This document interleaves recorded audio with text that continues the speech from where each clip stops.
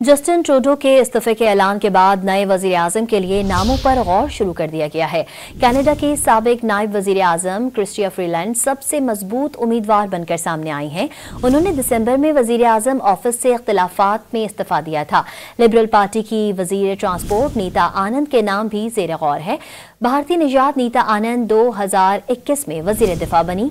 वजीर आजम के मनसब के लिए बैंक ऑफ कनाडा के साबिक गवर्नर मार्क कार्नी का नाम भी उम्मीदवारों की फहरिस्त का हिस्सा है। जस्टिन ट्रूडो के इस्तीफे के ऐलान के बाद नए वजीर आजम के लिए नामों पर गौर शुरू कर दिया गया है। कनाडा के साबिक नायब वजीर आजम क्रिस्टिया फ्रीलैंड सबसे मजबूत उम्मीदवार बनकर सामने आई हैं। उन्होंने दिसंबर में वजीर आजम ऑफिस से इख्तिलाफात में इस्तीफा दिया था। लिबरल पार्टी की वजीर ट्रांसपोर्ट नीता आनंद के नाम भी ज़ेर गौर है। भारतीय निजात नीता आनंद 2021 में वजीर दिफा बनी।